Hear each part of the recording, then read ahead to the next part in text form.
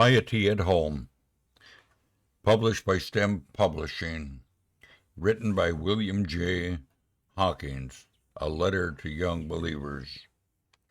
It is rather singular that some young believer have a difficulty in discovering what they consider a stable sphere for the existence and the development of their spiritual energies.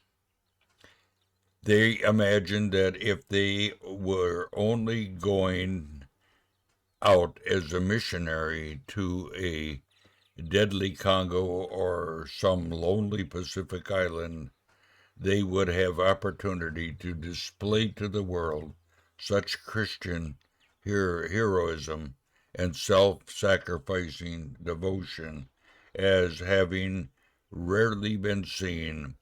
They are overwhelmed by the fact, we all are for that matter, that of the 1,500,000 or well, I don't know. Let's see, it'd be 1,500,000,000,000. Well, it's a big number. Inhabitants of the world, and this changes too. It is computed that only 400,000 profess the name of Christ as a portion of the little more than 1 in every 4. But because they seem as yet unable to organize or carry out some gigantic scheme for the blessings of mankind, generally they are still waiting for the opening to take part in some grand Christian enterprise. Allow me to say to such ambitious souls that the first thing expected from you is to show piety at home. You must not expect to begin at the top rung of the ladder. You should remember that David, who was eventually raised to be king over Israel, commenced his career by keeping his father's sheep, and so that you have not to travel thousands of miles to find your sphere. You are already in it. I recall the first time I came to the Lord from the country and asked a policeman where Hyde Park Corner was. The officer was indubitable gravely pointed above my head, where I read for myself Hyde Park Corner, in big capitals. I was already there. So it is with many young persons who more modestly aim at the above. They are very desirous of something to do in the way of Sunday school teaching or of preaching, but they altogether overlook the apostolical junction, the apostolic junction. Let them learn first to show piety at home. 1 Timothy 5:4. Are you saying, Lord, what wilt thou have me to do? Here you have your work. You need not so much as look out of the window to find it. Show piety at home. In the verse quoted in 1 Timothy 5:4, piety as the sense especially of the affectionate duty and respect which is so becoming of young believers towards their elderly relatives, and the more so when, as in the text, their relatives is a widow. The apostle wrote, the apostle wrote, if any widow have children or nephews, descendants, is said by scholars to have a better word. Let them learn first to show piety at home and to require their parents, for these are acceptable before God. For the general term used, it may be seen that the apostle, without specific mentioning anything, referred to whatever is due from the younger to the elder members of the family. I quite prepare to hear that some of my young readers think it is quite unnecessary to call attention to this subject. They say we all know how to behave towards our parents. We know that before our conversion. But I think I shall be right in supposing that these objectors are the very ones who have not consciously sought to to show piety at home.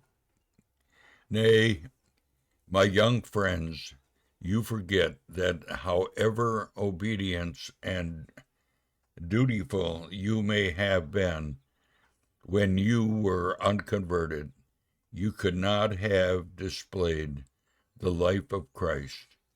When born again, you receive the life entirely new, which manifests itself in a way of Christ.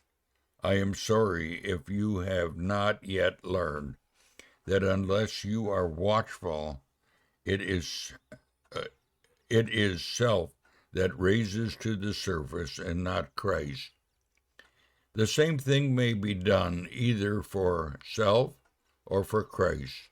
I mean that you may, for instance, obey your parents in order to please yourself or to please Christ.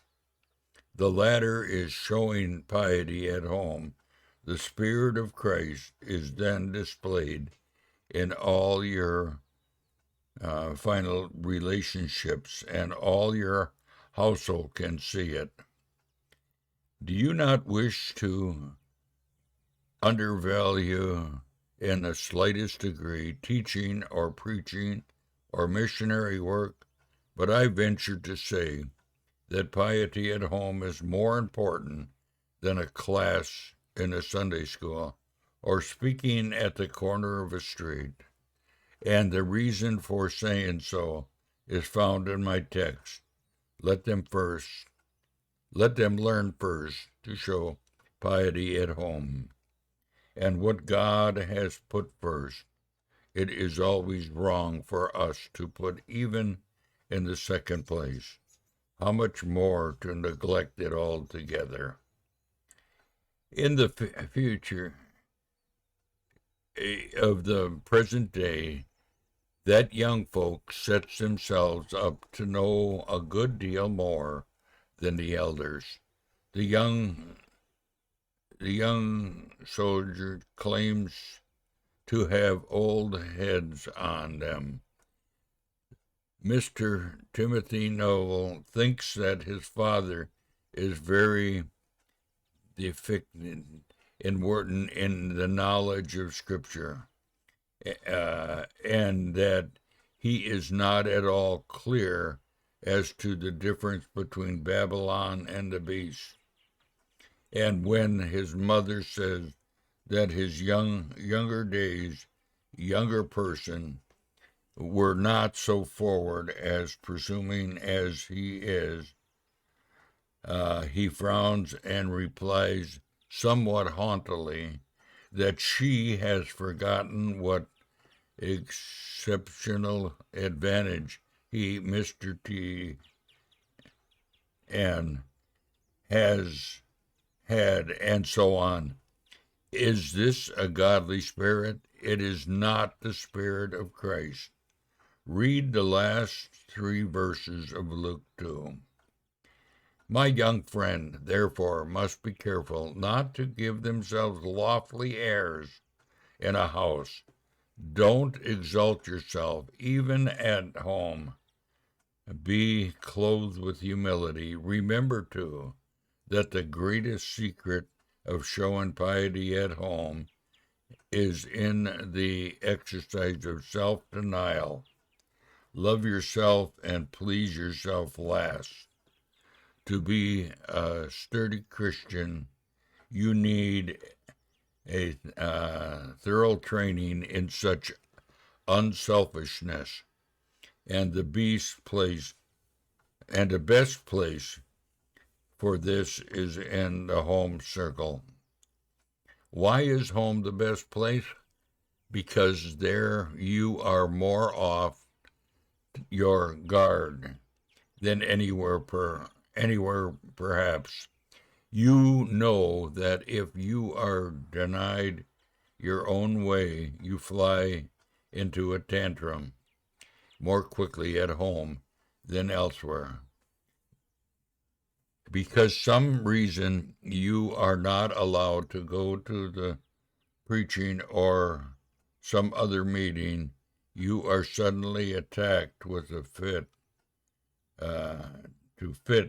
of a black skull. You don't mind showing off before your parents, but why should you keep your sweetness for your Christian friends and your sorrowness for your family? You must first learn to show piety at home. It will make you a better teacher of children and a better disciple of Christ in every respect.